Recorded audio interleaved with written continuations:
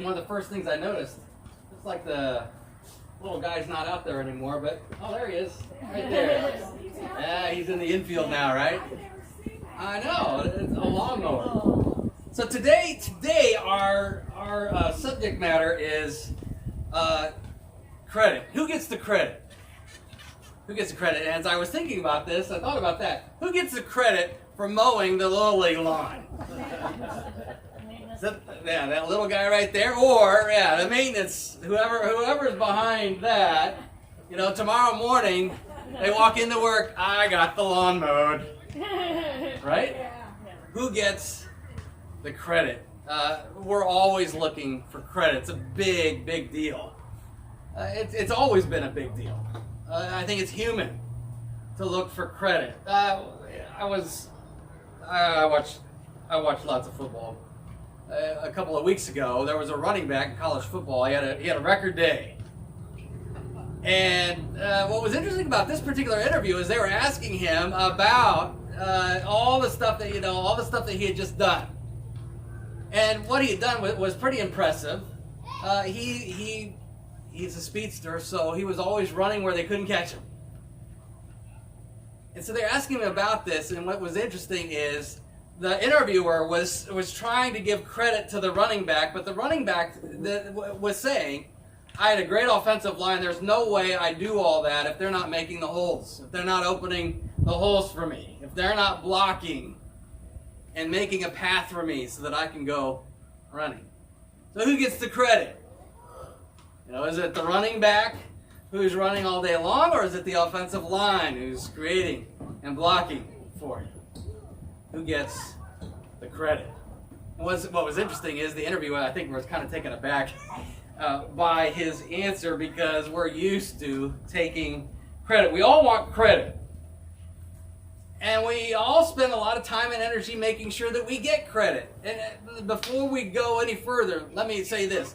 Don't walk out of here today saying, oh, Bresson doesn't want us to take any credit. All right? I'm not saying that. In fact, it's healthy for us to honor people for a job well done. And it's also very human to expect that. It's natural for us to be thinking about credit. But we all know that it can quickly turn to something else, especially when bitterness shows up in the absence of credit, right? Or we've all worked with somebody who's constantly looking for credit. And if they don't get it, they remind you that they haven't been getting credit. We're all looking for credit. Problems show up, and here's somebody else that many of us have worked with. You ever work with somebody who takes credit for something that really wasn't theirs to take credit for? Yeah, been there, right? And of course that creates kind of a bad working environment. But problems show up when we start taking credit for things that we have no business taking credit for. That's kind of sitting underneath where we're at today. This passage that Marco just finished reading. And this problem is at the heart of our text today. And one of the questions in our text is, who gets the credit for our salvation? Who gets the credit for forgiveness? Who gets the credit for the fact that we gather as God's children? Time and again in the Bible, we're told that our salvation and redemption isn't ours to claim. This is God's doing. Who gets the credit? Who gets the credit, and who gets the credit for our good works? And now that also is coming up in our conversation today and is in that passage. And what's interesting is by the way, this is Reformation Sunday, right? So it's 504 years ago that a guy by the name of Martin Luther in Wittenberg, Germany, nails a piece of paper to the door. He wants a debate over 95 points that he's making. He wants a discussion. And of course that leads to the world being turned upside down. But at the heart of his complaint is what he wanted to discuss is who gets the credit. Who gets the credit for our salvation? And again, most of us, in the context in which we grew up, it's easy for us to give God credit for our salvation, but then what do we do with the good works that follow and are part of who we are in Christ? What's interesting is these two questions, who gets the credit for salvation, who gets the credit for good works, denominations, church bodies, even churches have been discussing this for the past 504 years, right?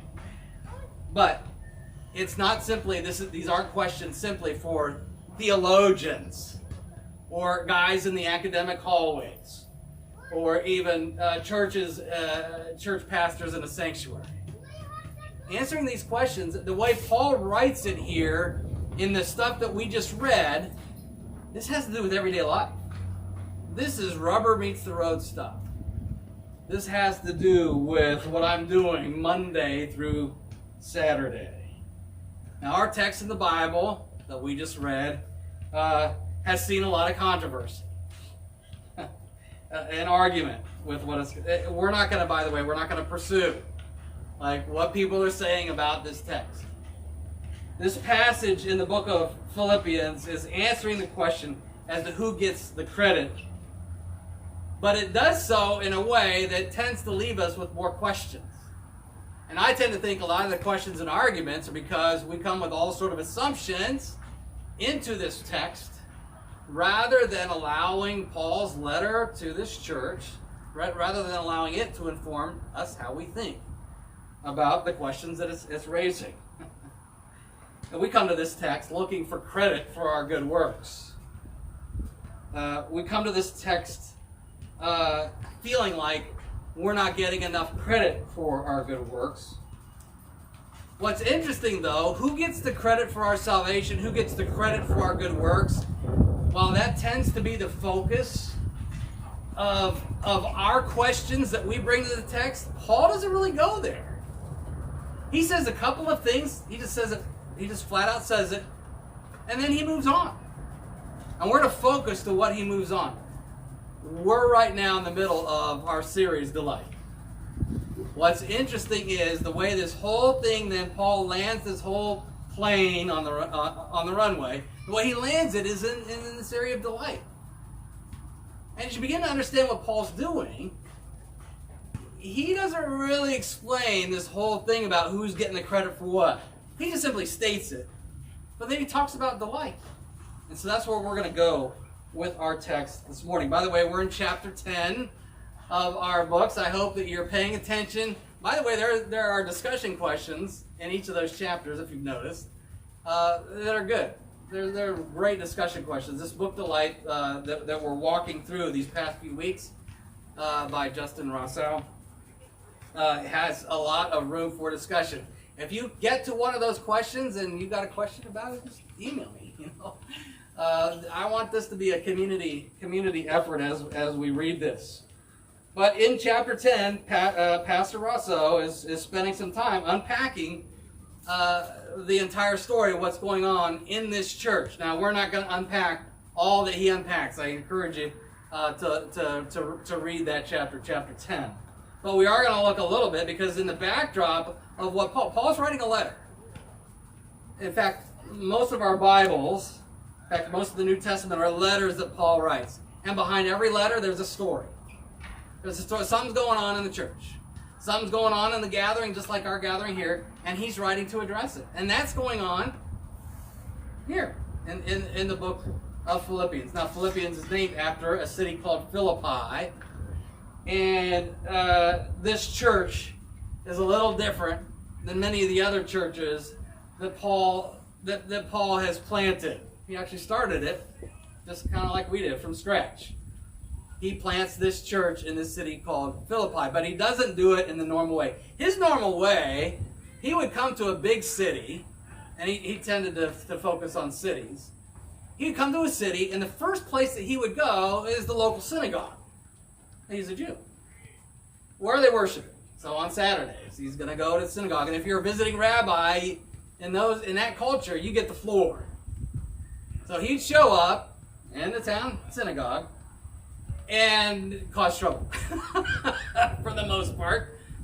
The stuff he's saying about Jesus, I mean, again, he was all about Jesus' death and resurrection. The stuff he's saying about Jesus wasn't flying too well with most of these places.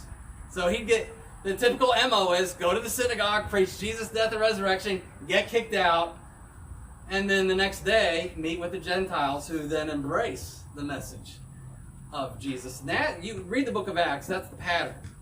In Philippi, they don't have a synagogue. But what they do have is a gathering of women down by the river, and these women have embraced the God of the Jews. So there's still this element of Paul going to the Jews first. But Jews and Gentiles are meeting down by the river, and they're meeting for prayer, the Bible tells us. And he meets a lady named Lydia. And Lydia is a mover and shaker in her community. She's got a thriving business. She's selling purple. She ends up, as the story unfolds, the church then gathers at her house. It becomes the hub for all sorts of work and all sorts of gospel stuff going on, not just in Philippi, but the areas around. So he meets Lydia. And pretty soon, this gathering is growing. A few years later, Paul is now in jail. He's in Rome. But he gets word back from this city, from this church plant, that not everything's... They've been great partners in the gospel. She's probably funded a lot of his missionary stuff. But there's a little bit of stuff going on that people aren't getting along. And so he writes the letter. And he's encouraging them. You've been great partners with me in the gospel. And as we get to our passage today, he is saying, look, you need to be working on love for each other. You need to be working on your unity. You need to be working on your selflessness. And as he unpacks this then, he says, and here's why. First of all, Jesus came and died for all this. Marco read it. Jesus comes from heaven, takes the form of a man, dies on a cross for this. And then he gets to the point of our passage today. Along the way, the first thing he says, as he is talking about what Jesus has done and what Jesus has done for them and through them, he now says, work out your own salvation with fear and trembling. So Paul's already given them some things to work on. So when we think about working out your salvation, all we have to do is go back up the passage and say, okay, these are the things that he's given them to think about. And again, primarily, work on your love, work on your unity, work on your selflessness. So love each other, be unified, don't be selfish. These are all things that they need to hear. But before he continues with this kind of encouragement, he says, work out your salvation. This work, this loving, this being unselfish, this being unified, it involves work. It involves effort. And he says, work out your salvation. The church has been given salvation, something that he's already mentioned. But note the language. He doesn't say work for your salvation, right? He says work out your salvation. Work it out. He's not saying in order to have salvation, you need to work for it. I mean, Paul spends a lot of time in every single letter he writes that salvation is by grace. That salvation is God's doing. There is no working for your salvation. There is no doing enough. In fact, we can't do enough for our salvation. And he also says that's true in the way we live our lives. But he's saying work it out. Engage. Engage with the salvation that you have been given. Love, unity, selflessness, all of this flows out of what Christ has done for us in salvation. Because Christ has saved us. then do these things. They are to do it with fear and trembling. And again, we can come in. I've seen it. I've seen the way this has been discussed.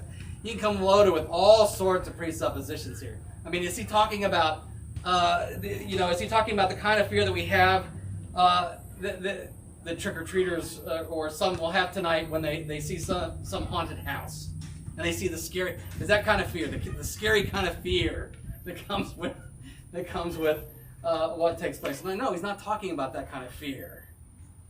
It's not the kind of fear that's debilitating or being scared of something. I remember in Xenia, we converted our garage into a living room.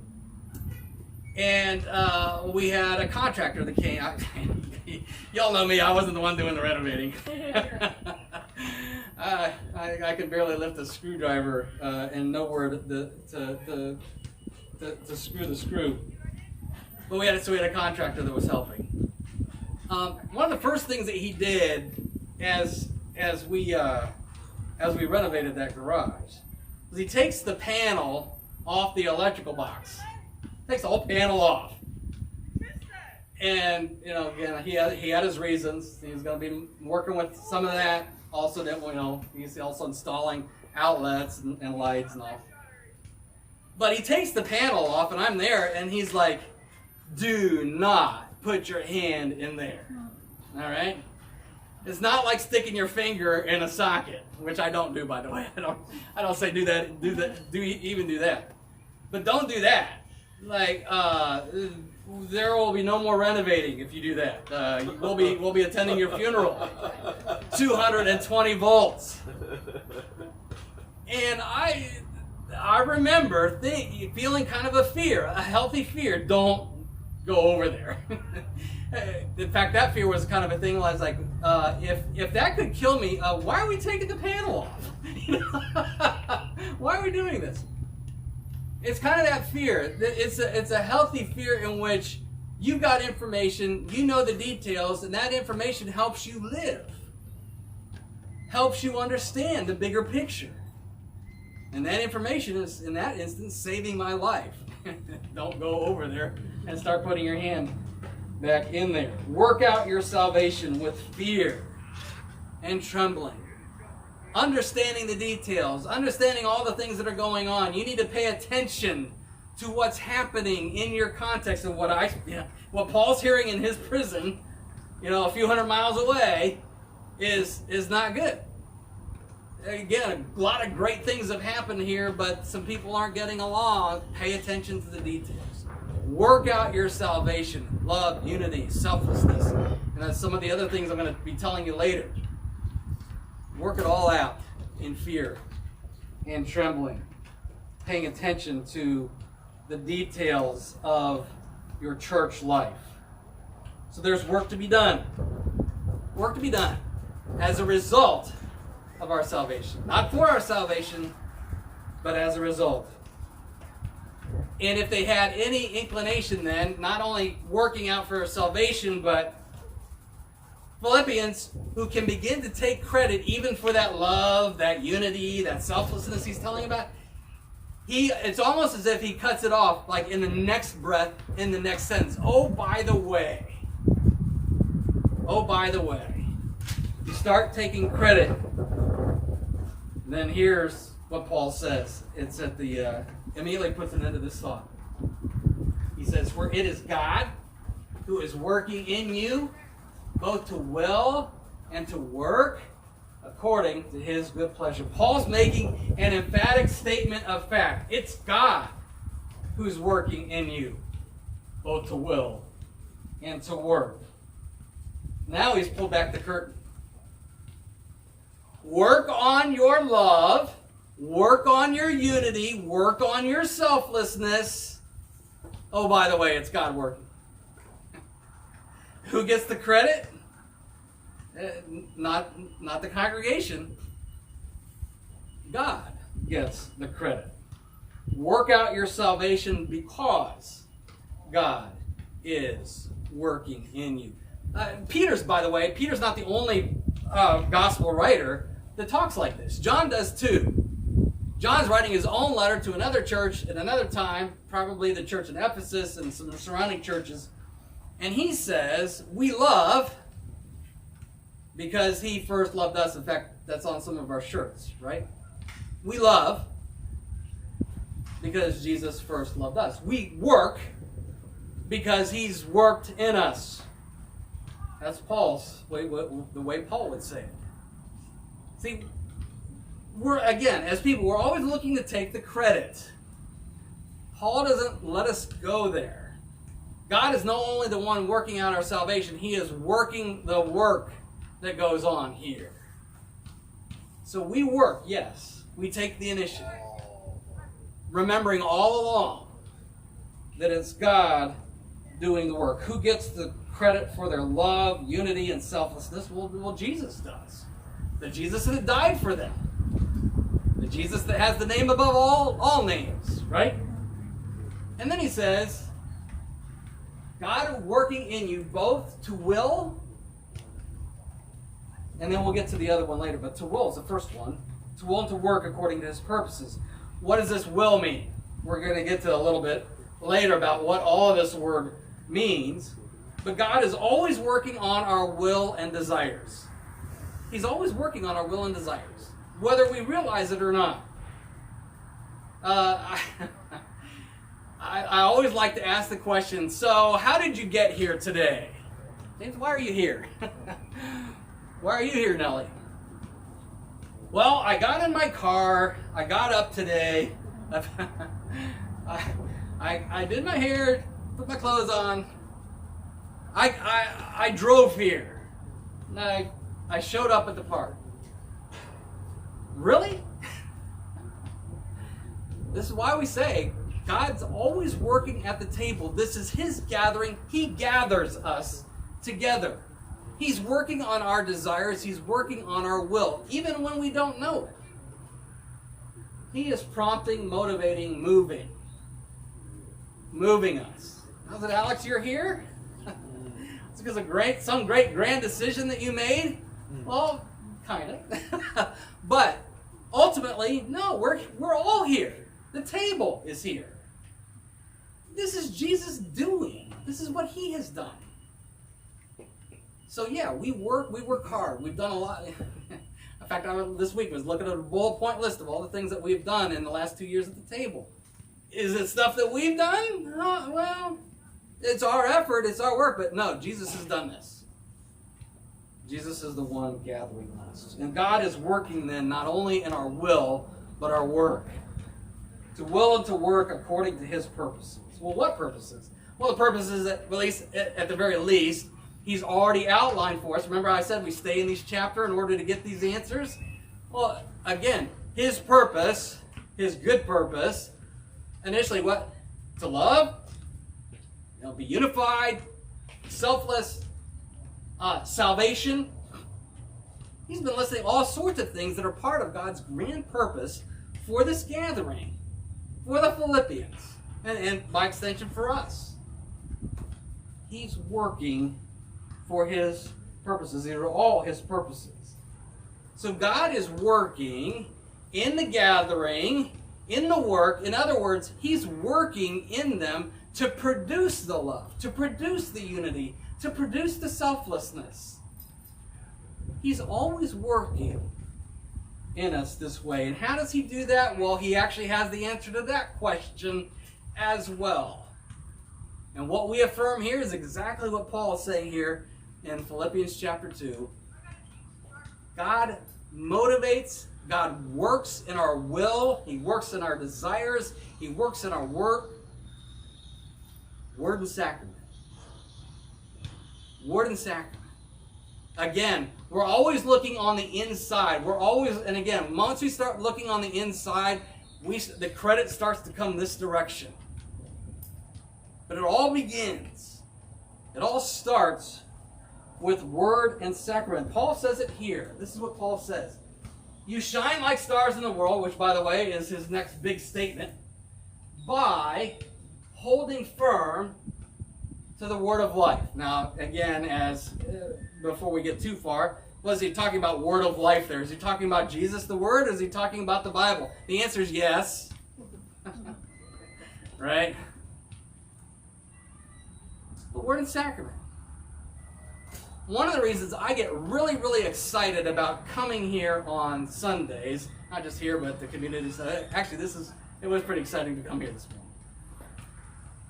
Is because Jesus promises to work in us through His Word. When the Word is preached, when the Word is received, when the Word goes in the ears, He attaches His promise of life for us. He's working right now. Again, we can't see it. We can't understand it. In fact, we don't really have to explain it. But He promises that He is working right now through His Word. And in just a couple minutes, through His table. The Word in body and blood. Paul makes this emphatic statement, you shine like stars in the world. And how does that happen? By holding firm the word of life. And there's a whole sermon that can be preached about what does it mean to shine like the stars. But at the very least, what we can say is, as they begin to work on love, unity, selflessness, they begin to reflect Jesus. Because this is the kind of language that is used about Jesus. That the community itself begins to shine like stars in the world in front of the community. And how does that happen? It starts, it begins, it happens through Word and Sacrament ministry. Our gathering right here, listening to the Word, allowing the Word to do its work in our lives, allowing the table to do its work on us and in it. So we're given a glimpse of how God does this. Remember how I talked about Lydia?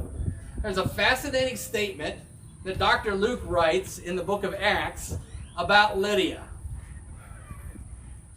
Dr. Luke says this, when Lydia heard about Paul's proclamation, this is what happens. We, by the way, he's talking about, that's Dr. Luke and Paul and his missionary team. We sat down, we spoke to the women gathered there. A God-fearing woman named Lydia, a dealer in purple cloth from the city of Thyatira, was listening. And then he says this, the Lord opened her heart to respond to what Paul was saying. So, does Lydia take credit for following Paul? For embracing the gospel? Dr. Luke's not going to let his audience go there. The Lord opened her heart to respond. That's exactly how Paul's talking about things here in Philippians chapter 2. You see what happens when we have Word and Sacrament?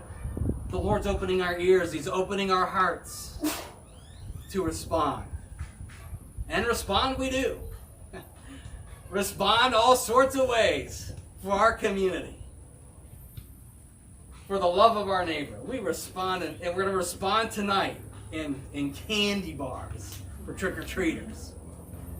There's all sorts of ways that we respond. But we respond first in faith by receiving what Jesus is doing for us in word and at the table this morning.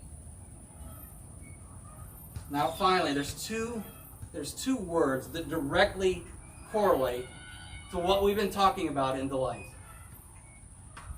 And our translations, as we read this morning, you're not going to pick up on it because these are words that have multiple meanings. And it's interesting the way the Greek works. These meanings could all be in play at the same time. So first of all, that word will and the word purpose are words in the Greek that convey this idea of delight. In fact, you find this all over. Remember a few weeks ago we talked about Jesus' baptism. When God declares from heaven, this is my son, I am very pleased with him. I am delighted in my son. That's what's proclaimed over us in our baptisms. I am delighted in you, my son, my daughter. But this word will. So God is working. God is working to will and to work. Right? according to his good purposes, he is working on our delight. He is working on our delight in him according to his good delight. We started off talking about this. It's all reciprocal. We delight, God delights, we all delight. God delights in doing this for us. He delights in our salvation. He delights in what he does for us in salvation. He delights in giving us forgiveness. He delights in that. It's amazing that he would delight in giving a sinner grace. Are you kidding me? He delights in that. And then that kind of delight then is reciprocal. He creates in us delight for him. Delight for the word. Delight for the sacrament. Delight for himself. Delight for Jesus. Mutual delight. God working in you as you work out your salvation is all about delight. Remember how I said this was the big picture? We're so focused on who gets the credit for what? Who gets the credit for salvation? Who gets the credit for our good works? And Paul's saying this is about delight. This is all about delight. Stop asking the question. By the way, it's not about you. That's the big picture here. It's not about you. It's about what Jesus, who Jesus is, what he's done for you, and the delight that he has in doing all of this for you. And he's working in you in order to delight in him. See, God delights in our salvation. He delights in creating all these good works. All of this is his delight. These past 2 years, everything that's happened at the table, all the stuff that we've been able that we have been able to accomplish, this is Jesus accomplishing this, and he delights in doing it through us, for others. It's amazing. It's grace. We don't deserve this at all. And too often we come to this whole question of God's will as if it's some sort of abstract concept. Paul's putting it right on the table. Rubber meets the road type of stuff. I mean, there's a lot of books out there that are about how to find God's will. You know what God's will is? Work out your salvation. Receive his forgiveness. Receive the salvation in Jesus. Believe. And then work it out. That's his will. It's all right here. We don't have to go searching for some abstract God's will. And I grew up in a context in which you draw a bullseye, and I hope somehow, some way, that if I just do all the right things, I'm going to end up. First of all, I can't do all the right things. And you know me, I haven't done the right things. I'm looking for God's will. God's will is that you believe, that you have faith, that you receive what he's done for us, and then work it out. That's God's will. So we exist to be loved by God. We exist to be delighted in by God. And then to love him back. To delight in him back. That's the message Paul has for a group of people who can't seem to get along. That's the message that he has for us a couple thousand years later. We exist to be loved by God, and then we work that out in love, we work that out in unity, we work that out in selflessness. We engage others. We engage this delight because God engages in us. Let's pray.